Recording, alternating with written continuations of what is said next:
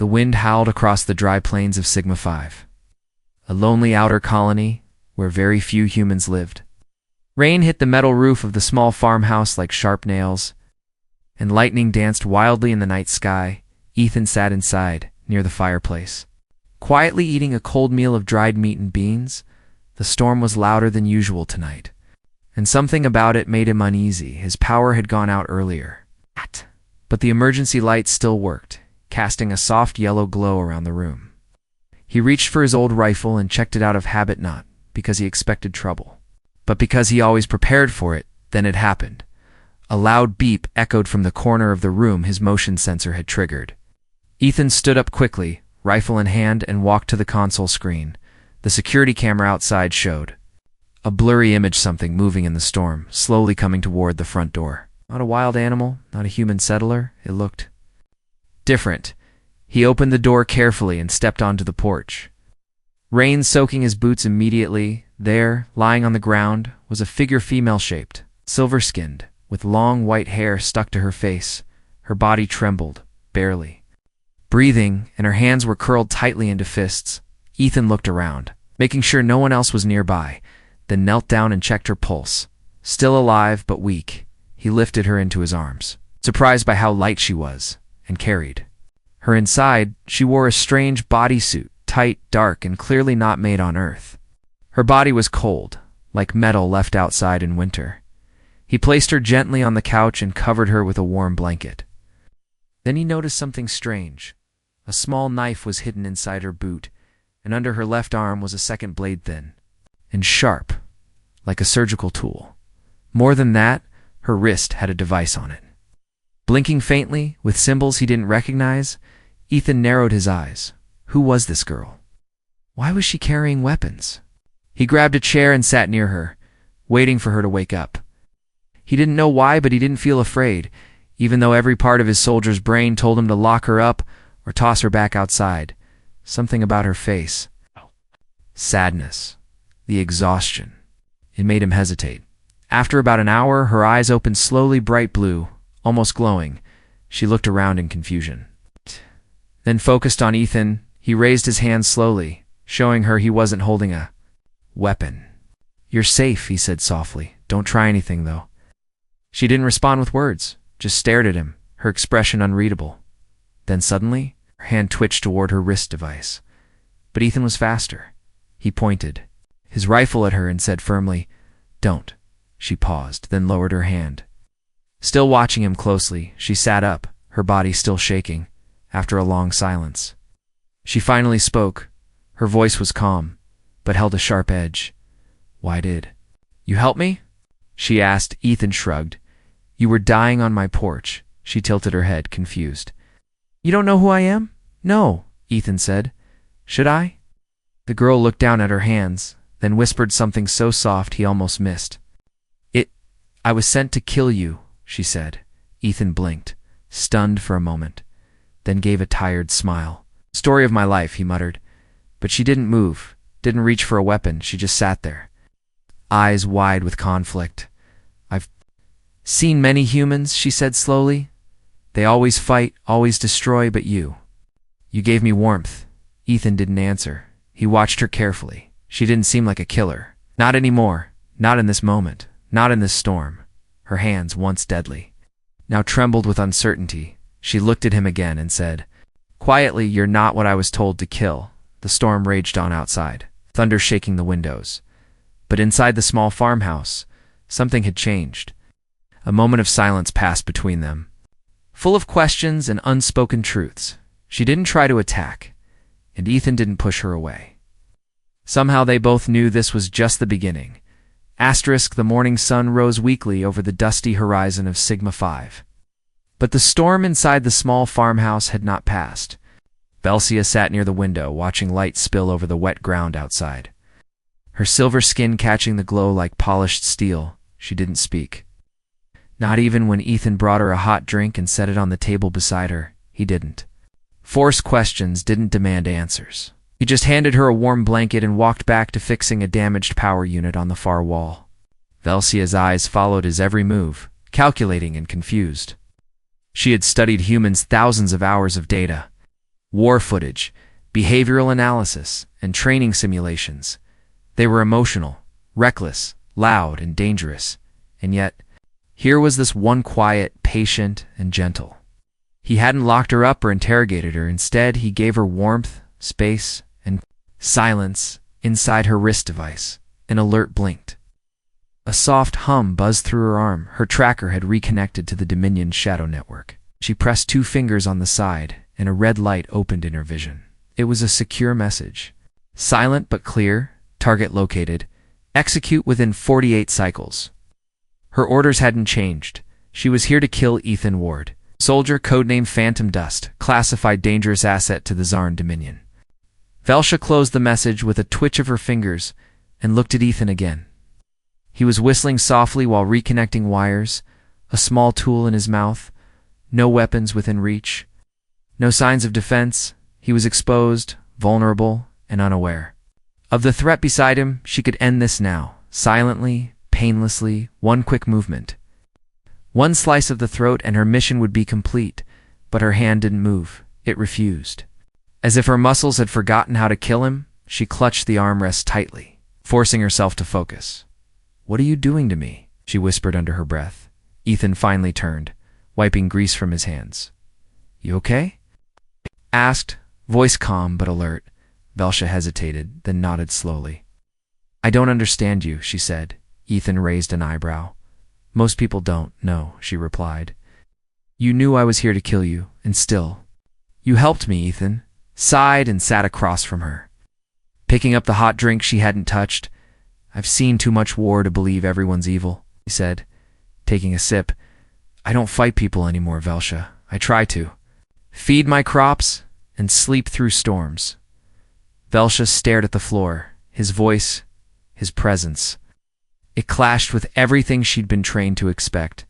She remembered training in steel rooms with no windows, where she was taught to silence emotion, to hunt and strike.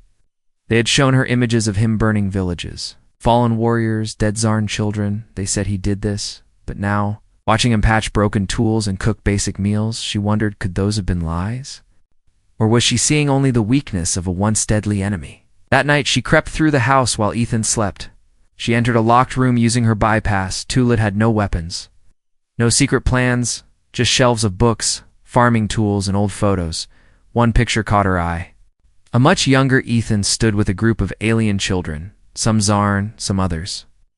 All smiling. In the center, a small silver-skinned girl held Ethan's hand and wore a flower crown. Velsha's hand shook as she reached for the photo. That girl looked like her memories were blurred, her past erased by Dominion mind wipes. But this photo triggered something deep. A flash of fire, screams, then arms lifting her from rubble. A warm voice whispering, "You're safe now." Velsha backed away from the shelf. Heart racing, she almost ran into Ethan, who stood in the doorway, arms crossed, watching silently. "You went snooping," he said, not angry, just tired. She held up the photo with trembling fingers. "This is me?" she asked, her voice cracking. Ethan nodded slowly. "You were just a kid during the Zathri uprising. Your village was hit by mistake. I found you under a broken wall. You wouldn't let go of my hand for 2 days." Tears formed in her eyes. Though she didn't understand why, her training told her to shut emotion down. But her body refused. "I was told you were the monster," she whispered. "I was told to kill you for what you did." Ethan walked past her, sat on the bed, and looked out the window at the stars. "Maybe I was a monster once," he said quietly, "but I tried to save who I could." Silence wrapped the room, thick and heavy. Velsha stood frozen. Mission shattered, identity broken. She no longer knew who the enemy was. All she knew was this: she couldn't kill him. Not anymore. Not after remembering what he did for her. Not after seeing what he had become.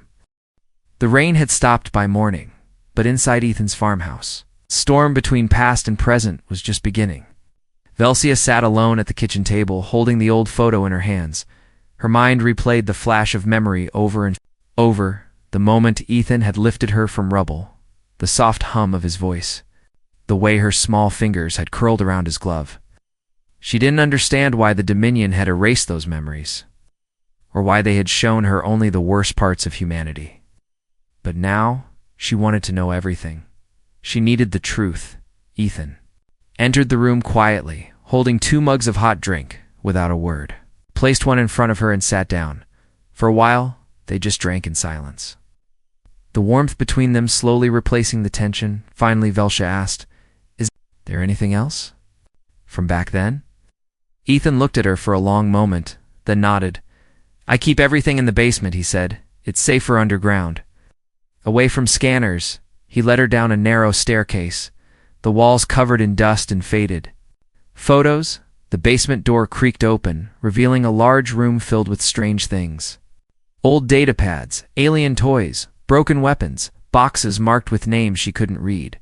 But what drew her attention first was a wall covered in holographic images, photos, files, and reports pinned together in a timeline: wars, peace treaties, civilian rescue missions. At the center of the wall was one name: Project Emberleaf.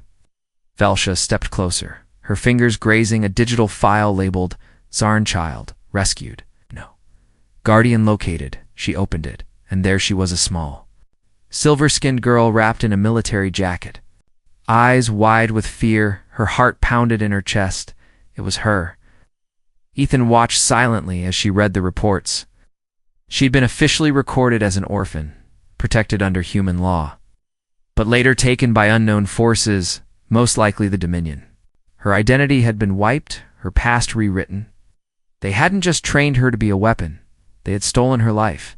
Suddenly, Velsia stumbled back, grabbing a shelf for balance. Her knees gave out and she sat on the floor. Clutching her head, images poured into her mind: her village, the fire, the rescue, Ethan's voice. She gasped, shaking as memory after memory returned like broken pieces snapping together. Ethan knelt beside her but didn't touch her. He just waited, patient and calm, when she finally looked up at him. Her eyes were wet but determined. "They lied to me," she whispered. He nodded. "They usually do." Velsia stood up slowly, breathing heavily. "I need to know everything." She said, "What happened to me after you rescued me?" Ethan walked to a sealed metal case and opened it. Inside were more photos, a small music box, and a torn piece of cloth, her childhood scarf. "They took you before I could file full guardianship," he said it was protocol, that you'd be placed somewhere safe. He shook his head, his voice darkening. "But later I learned those were Dominion agents in disguise. They stole you right out of the refugee station." Velsia touched the scarf gently, as if afraid it would disappear. All this time, she had believed she was born to kill humans. But the truth was, one had once saved her, protected her, maybe even loved her like family. Now, that same man had unknowingly welcomed her back into his home. The same target she was sent to eliminate was the only person who had ever truly cared for her. She turned to face him fully, her voice shaking. "Why didn't you fight me when I told you I came to kill you?" Ethan gave a tired smile. "Because I saw your eyes," he said, "and I recognized the fear I once pulled you out of. I figured if there was even a chance the little girl I saved was still in there, I couldn't raise a weapon against her." Velsia's throat tightened. For years, she had been told emotion made her weak, but in that moment, it made her strong. She took off her assassin's wrist device and placed it on the table. "Then," she whispered, "I'm done being their tool." Suddenly, a light blinked on the device, and a mechanical voice echoed, "Tracker, offline detected, identity mismatch alert." Velsia's eyes widened. "They're watching," she said. "They know I've broken protocol." Ethan didn't flinch. "Then we'd better prepare," he said. Turning toward a dusty locker in the corner, he opened it, revealing an old combat suits, cuffed, faded but still powerful. The past was no longer a shadow. It was coming back with a vengeance. Velsia sat alone on the farmhouse roof, her knees pulled to her chest, her eyes fixed on the stars above. Each bright dot in the sky was a world she had trained to conquer, species she had learned to destroy. She had never looked at the stars to admire them, only to plan attacks from orbit, but tonight they looked different, like quiet watchers judging her soul. Below, Ethan worked in silence, repairing an old sensor dish buried behind the barn. He hadn't asked her any more questions, hadn't forced her to explain anything. He just kept fixing the things around her, as if rebuilding the broken world might somehow rebuild her too. Velcia touched the old scarf wrapped around her wrist, the one she wore as a child. It was warm, worn out, but real, just like the memories coming back to her. The problem was those memories fought with the voice still buried in her head. The Dominion's voice, cold, sharp, always reminding her, humans lie. Humans kill. Kill them first. She pulled out the combat knife hidden in her boot, turning it in her hand. She had once held this same blade to a screaming man's throat, the cold as stone. But now her fingers trembled as she looked at it. She imagined raising it to Ethan's throat while he slept, but the image made her sick. She dropped the knife and let it fall into the dirt below. Inside her mind, her old instructor's voice returned. Emotion makes you hesitate. Hesitation gets you killed, but now she wondered what if hesitation meant survival. Not just for her, but for something greater. What if emotion wasn't a weakness, but proof that she was still alive? Footsteps climbed the ladder behind her. Ethan appeared beside her, holding 2 cups of warm liquid. You weren't sleeping, said calmly. Sitting beside her, didn't want to dream, she whispered. Taking the cup, he looked at her, then at the stars. Want to tell me what they trained you to do? He asked gently. Velcia hesitated, then nodded slowly. They found me young, she said. After they took me from the refugee station, they erased my past, gave me a new name. Trained me to hunt without question. I was told humans were the reason the stars burned, that your kind was cruel, unworthy of peace. Ethan listened, saying nothing. I believed them, she whispered, because it was easier than remembering the truth. She looked down at her hands. These hands have ended lives, Ethan, not just soldiers. Civilians too. I was efficient, precise, a perfect tool. He nodded slowly. But you're not a tool anymore, he said. Velcia clenched her fists. That's what scares me. Suddenly, a red light blinked from the horizon. Signal flare, far in the sky, too precise to be natural. Velcia stood up instantly. Scanning with her enhanced vision, they've found me, she said, voice sharp again. Ethan followed her eyes, calm but alert. How many? Probably a full squad, she replied. Hunter class? Maybe cloaked already. Ethan didn't panic. He nodded once, stood, and said, Then we make a plan. They moved quickly. Turning the quiet farmhouse into a defense zone, Ethan reactivated buried drones from his old days. Dusted off pulse grenades hidden beneath floorboards, Velcia checked the perimeter, hacking into the air sensors, preparing traps and false signals. They worked together without speaking much, like 2 halves of a machine that suddenly remembered how to move. But as she armed the final mine near the barn, Velcia paused. Her hand hovered over the trigger, not out of fear, but out of guilt. I brought this to your home, she said softly. Ethan stepped beside her, placing a firm hand on her shoulder. You brought the truth too, he said. And I'd rather die for that than live blind. She looked at him, eyes shining. I'm not sure I can fight them all. You don't have to win, he replied. You just have to choose. Night fell again, and the silence returned. But this time, it was sharp, tight, and heavy. They sat inside together. Weapons beside them, breaths quiet, hearts loud. Velcia rested her head against the wall, staring at her reflection in a piece of broken glass. Not a soldier, not a child, not a killer, just herself. For the first time in her life, she didn't want to fight to survive. She wanted to live. I won't let them take me back, she said suddenly. Ethan looked at her and nodded. Then we fight forward. The night was too quiet, the kind of silence that didn't feel natural. Like the land itself was holding its breath. Velcia stood at the edge of the field, eyes glowing faintly as she scanned the horizon. Above her, the sky was clear, no clouds, no thunder, only stars blinking like distant warnings. Then she felt it, not through her eyes, but through her skin, her bones, her blood. A Dominion dropcraft had entered orbit. She turned slowly and walked back toward the farmhouse, her boots crunching over dried dirt. Ethan was already waiting on the porch, a rifle across his lap, a calm but heavy look on his face. They're here, Velcia said. I know, he replied. I heard the birds go quiet. They stepped inside and sealed the doors. All night, they worked like old soldiers, returning to a war they didn't want but couldn't walk away from. Velcia set EMP tripwires near the northern slope. Ethan reprogrammed his farm droids for security mode, each one now armed with short-range stun pulses and distraction grenades. They didn't talk about fear or odds or dying. Instead, they shared simple tasks, silent trust, and the rhythm of two people fighting for more than just survival. They were protecting something unseen, something fragile and human and real. By dawn, Velcia paused and looked out the window. Her eyes narrowed as she spotted them, shadows moving unnaturally through the tall grass. No signature, she whispered. They're cloaked, adaptive armor. 3 of them, maybe more. Ethan nodded and pulled a switch beside the window. A low hum rose from beneath the soil, the ground defenses awakening like sleeping beasts. Velcia turned to him, her voice low. They sent hunters, same class as me, faster, more enhanced. And they know your mind, Ethan added. That makes them dangerous. She looked away, guilt tightening her jaw. They'll tear this place apart. Ethan stepped closer. Then we give them a reason to fail, he said, handing her a small chip. What's this? Something I saved from the war, he said. A signal disruptor they won't be able to link to their command network for 3 minutes once triggered. She stared at it, realizing how much he had hidden in this quiet life. Were you always planning for another war?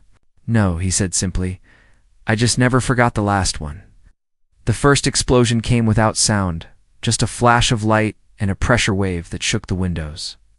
One of the droids burst into sparks near the front fence. Velcia moved, fast, sliding across the floor and activating the counter-drone shield. They were under attack, but not by soldiers, by ghosts. Figures in cloaked armor that moved like smoke and struck like lightning. Ethan fought with the calm precision of someone who had died once and come back meaner. His shots weren't wild. They were surgical, measured, and always aimed to disable. Not kill. Velcia, however, fought like a storm breaking free. She was faster than the others, because she knew how they thought she had been them, but not anymore. She spun, kicked, rolled, disarmed one with a feint, and stabbed another through the thigh with a broken shovel blade. She didn't hesitate, not this time, not because she hated them, but because she had finally chosen who she was, to hunters. Broke through the back window and cornered Ethan near the storage room. One aimed a shock rifle at his chest. Velcia screamed and leapt across the room. Grabbing a falling beam and swinging it like a club, it shattered the rifle in half and knocked the attacker unconscious. The second hunter grabbed her by the throat and slammed her into the wall. She gasped, pain ripping through her, but her hand still found the disruptor chip. She jammed it into his neck, and a red pulse exploded from his armor. Circuiting everything in a 10-meter radius, he fell twitching to the floor. And Velcia collapsed beside him, coughing hard. Blood. In her mouth, Ethan rushed to her, sliding across broken glass to cradle her head. I'm okay, she gasped. I think that was the last one. Sirens in her mind went silent. The hunters had failed. She had survived. But more importantly, she had protected, not destroyed. Ethan held her tightly. The two of them surrounded by smoke and sparks. Velcia whispered, They'll send more. I know, Ethan said softly. But we'll be ready. Outside, the battlefield was quiet again. But it was no longer a place of death. It was a place of defiance, a place where a killer had become protector, and where a broken soldier had remembered how to stand tall again. The fire from the battle still burned outside. But the real flame was now inside Velcia's chest. She sat on the floor of Ethan's home, her back against the wall, her body shaking, her blood staining the scarf she once wore as a child. She should have been dead. One of the hunters had pierced her side. A clean strike meant to kill, but her armor had held just enough. Her will had done the rest. Ethan wrapped a cloth around her wound. His hands fast but gentle. You should rest, he said. I can't, Velcia replied. More will. Come, they won't stop until I'm gone. She looked up at him. Out. Her voice filled with something she had never let herself feel before. I don't want to die like this. Not without knowing who I really am. Ethan sat beside her. Breathing heavily, "You already know," he said. "You chose to protect instead of destroy. That's who you are," Velsha leaned her head back and closed her eyes, but sleep didn't come, only memories. She saw the instructors again, those cold eyes, their perfect voices repeating the same phrases. Emotion is weakness. Loyalty to the Dominion is survival. Never question the mission. And then she heard Ethan's voice. "You're not what I was told to kill. You brought the truth too. Then we fight forward." Something inside her cracked. No, not cracked. Something was breaking free. Velsia stood up slowly, holding the side of her ribs, and walked to the old combat locker. Ethan followed her with his eyes but didn't speak. She opened the locker and stared at the weapons inside. Then she reached past them, into the very back, where a black case sat untouched. "I built this when I was still theirs," she said quietly, "before my first mission." She opened the case and revealed a sleek blade, not Dominion standard, but handmade, carved with ancient Zarn markings. "It was meant to be my legacy," she whispered. "Proof I was their finest killer." Ethan stepped closer. "What is it now?" Velsia looked up at him, eyes calm. "Now it's how I end what they started." Suddenly an alert echoed from Ethan's wrist device. He checked the display, frowning. "Small craft just entered Atma," he said. "Not military. Looks like a scout or messenger ship." Velsha's face hardened. "They're testing us. Maybe sending someone to retrieve the data from the failed mission." She gripped the blade tightly and walked toward the door. "I'll go," she said. Ethan shook his head. "You're injured. I have to," she replied. "This ends with me." Minutes later, Velsia approached the clearing near the landing site. The ship had landed softly, its hull marked with the Dominion crest sharp. Silver, merciless, from the ramp, stepped a young Zarn male, lightly armored, eyes scanning the area. He spotted her and froze. "Velsha?" he asked. "You're alive?"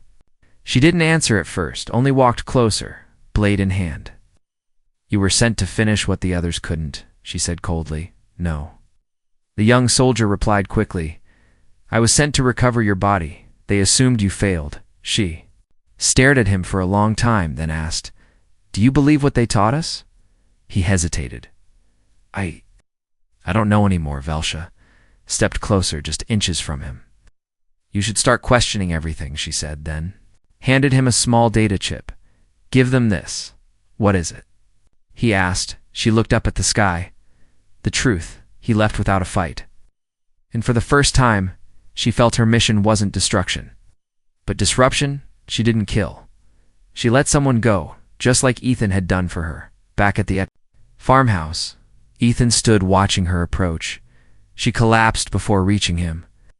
Her wound reopening, he caught her in his arms before she hit the ground. "Velsha," he shouted. Her eyes fluttered, pain across her face. "I gave them a choice," she whispered. "Now it's their war to fight, not mine." He carried her inside. Later, gently on the couch. "You're not going to die here," he said firmly. "Not after all this." She smiled weakly. "I'd rather die human than live forever as their machine." Ethan held her hand, squeezing it tightly. "You're not dying," he said again, more like a promise than a hope. The room fell quiet. Only the hum of the generator and her faint breathing filled the space. She had done what no assassin ever had. She had walked away from the mission, and she had done it not because of logic or betrayal, but because she had remembered what it meant to be saved. And now, she had passed that salvation forward. Velsha woke to the soft scent of soil and metal. The pain in her side throbbed, but it was dull now, no longer sharp enough to silence her thoughts. Above her, the ceiling fan spun lazily, creaking with each turn. She blinked, then turned her head slowly. Ethan sat nearby, asleep in a chair, his arms crossed, his face tired but peaceful. She tried to speak, but her throat was dry. Ethan stirred the moment she moved, opening his eyes instantly like a soldier trained never to sleep deeply. "You're awake," he said, standing quickly. Bringing her a small cup of water, Velsha drank slowly, letting the warmth fill her chest. "I'm still here," she whispered. "You made it." Ethan replied, sitting beside her again. Stubborn as always, she managed a faint smile. "I gave the truth to the Dominion," she said, her voice rasping. They might erase it. Maybe. Ethan nodded. But it's out there now. Someone will hear it. Velcia shifted and slowly sat up, wincing but determined. I never thought I'd survive a mission by failing it, she said. You didn't fail, Ethan said firmly. You just completed a different mission, one you chose. Outside, the land was quiet, touched by wind and sunlight. The battlefield had turned back into a farm. Scorched marks still scarred the ground, but the plants were alive again. Green and reaching toward the sky, new growth, new beginnings.